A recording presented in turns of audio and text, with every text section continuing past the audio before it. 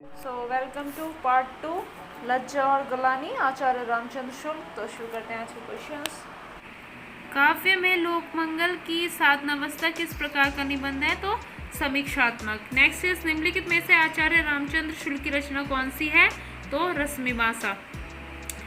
Next is उत्साह, श्रद्धा, भक्ति, करुणा, लज्जा, गाली, लाभ, प्रीति, ईर्ष्या, भय आदि शुल्क के किस प्रकार के निबंध है? सो आपको पता ही है, सारी हमारी फीलिंग्स हैं, ये मनोविकार विषय होते हैं। नेक्स्ट इज शुल्क जी के श्रेष्ठ मनोवैज्ञानिक निबंध किस पत्रिका में प्रकाशित हुए? सो नागरी प्रचारणी पत्रिका। ये बस एकमात्र पत्रिका है जिसके बारे में बताया गया, आप इस पत्रिका को याद रखना। निम्नलिखित में से कौन 8 वर्ष तक नागरी प्राचीन पत्रिका में संपादक रहे? तो रामचंद्र शुक्ल जी एकमात्र पत्रिका है इनकी, याद रखना इनको। 11 वर्ष का समय कहानी किसके द्वारा लिखी गई? तो आपको पता ही, रामचंद्र शुक्ल जी के द्वारा ये कहानी लिखी गई है। आचार्य शुक्ल किस काल के आलोचक हैं? ये छायावाद युग के आलोचक हैं। नेक्स्ट इज वैर क्रोध का आचार्य मुरब्बा है, में किस प्रकार की शैली है? तो सूत्रात्मक।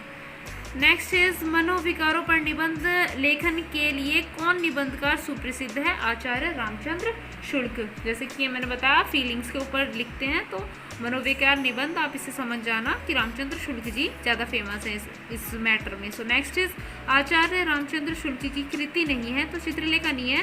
बाकी हिंदी साहित्य का इतिहास इन्होंने लिखा था, चिंतामणि इन्होंने लिखी थी और रसमीमांसा इन्होंने लिखी थी। याद कर लेना इन तीनों को, जो ऑप्शन से इन्होंने लिखे थे इनको। नेक्स्ट इज शुक्ल जी का लोभ और प्रीति है मनोविकारी संबंधित निबंध, क्योंकि ये भी हमारी फीलिंग होती है।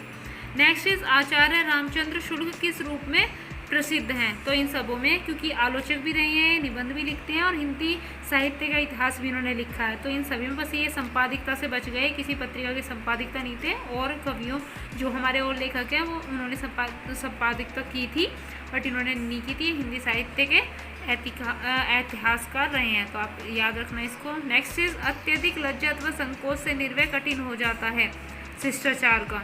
नेक्स्ट इज किस साहित्यकार के संपर्क में आने से आचार्य रामचंद्र शुक्ल की साहित्य सृजन में रुचि उत्पन्न हुई? तो बद्री नारायण चौधरी प्रेमघन।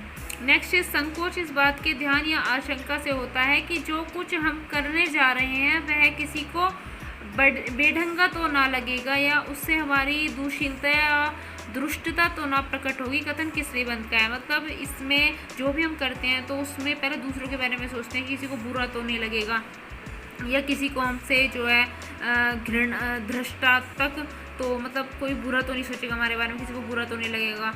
तो सभी सोचते हैं कुछ भी काम करने से पहले, तो उससे रिलेटिव है, लज्जा और गालीन से लिया गया है। नेक्स्ट इज द्विवेदी जी के कतिपय निबंधों को पाते का संग्रह किसने कहा है? रामचंद्र शुक्ल जी ने। नेक्स्ट इज आचार्य रामचंद्र शुक्ल की निम्नलिखित रचनाओं को सम्मिलित कीजिए। तो देखिए, मनोविकार संबंधित निबंध घृणा हमारी फीलिंग है, तो ये मनोविकार संबंधित निबंध हो गया। सैद्धांतिक समीक्षा संबंधित निबंध आपका हो गया कविता क्या है? व्यवहारिक समीक्षात्मक निबंध आपका हो गया तुलसी का भक्ति मार्ग, और आलोचना आपकी हो गई रसमीमांसा। नेक्स्ट इज इसमें 2 कथन दिए हुए हैं, ए और आर बताना है कौन सा सही है इनमें से।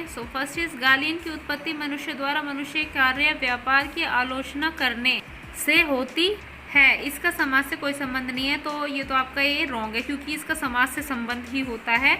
मनुष्य समाज के बारे में ही सोचता है, अपने बारे में नहीं सोचता। नेक्स्ट इज ये आपको समझ में आ गया होगा कि जो मनुष्य है ना, उसका जो मनुष्य कार्य है, जो वो कार्य करता है, तो उसकी आलोचना समाज ही तो करता है। तो उससे ये बोल रहा है कि इसका समाज से कोई संबंध नहीं है। तो ऐसा थोड़ी ना होता, समाज ही तो बोलता है कि अच्छा बुरा, तो समाज के बारे में सोचता है मनुष्य, तो इसका संबंध समाज से होता है, जो भी वो मनुष्य कार्य कर रहा होता है। नेक्स्ट इज आर अकारण अपमान पर जो गालीन होती है वह अपनी तुच्छता, अपनी सामर्थ्यहीनता पर ही होती है। लोक मर्यादा की दृष्टि से हमको इतना सामर्थ्य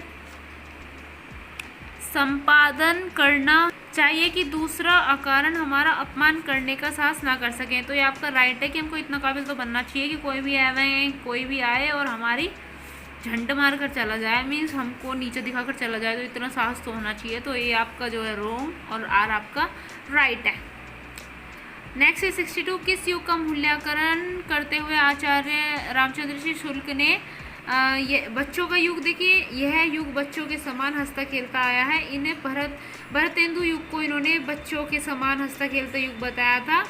ये युग जो है आपका 1868 से चला था। हालांकि कुछ लोग जो हैं इनको 1873 से इसका आरंभ मानते हैं और 19 तक ये 1900 में ये इसका अंत हो गया था। सो 1868 से 1900 तक ये युग चला। नेक्स्ट निम्नलिखित में से कौन सी कृति आचार्य रामचंद्र शुक्ल की नहीं है? तो भारतीय संस्कृति, जैसे हमने पहले पढ़ा था, हिंदी साहित्य का इतिहास इनका है। चिंतामणि भी इन्होंने लिखी है और रश्मि भाषा भी इन्होंने ही लिखी है।